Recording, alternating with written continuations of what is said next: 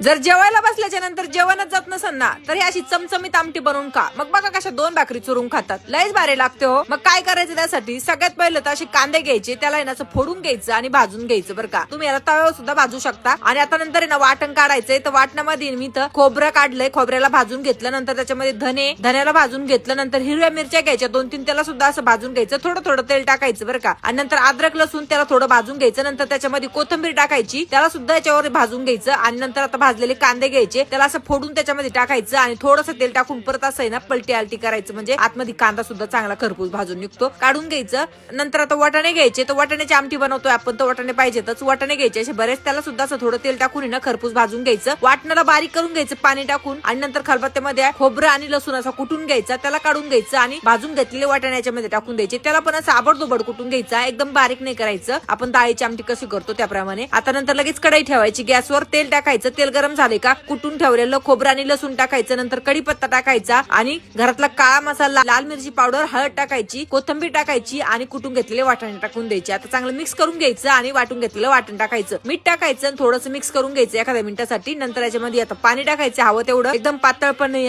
आणि आता पाणी टाकल्याच्या नंतर आहे ना चांगलं 7-8 मिनिटं आहे ना मीडियम बारीक गॅसवर उकळून घ्यायचं. बघा मग कशी तरी जबरदस्त येते बघा. आता आहे ना गॅस बंद करायचा, वरून अशी कोथिंबीर टाकायची आणि आता आहे ना गरम ताटामध्ये वाढून घ्यायची बरं का. आणि लगेच आता याला चोपून घ्यायचं. एवढी भारी लागते नाही, तुम्ही ना भाकरी बरोबर खा किंवा भाता बरोबर खा किंवा चपाती बरोबर खा, एकच नंबर लागणार. आता इथं मी भाकरी केली होती, मस्त चुरून घेतली, वरून असा लिंबू पिळला, कांदा घेतला आणि मस्त चोपून घेतली. तर एवढी भारी लागते ना, म्हणजे चवदार वेगळं काहीतरी. आपण नेहमी आमट्या बनवतोच, पण ही वाटाण्याची आमटी तुम्ही एकदा नक्की बनवून बघा, तुम्हाला नक्की आवडणार.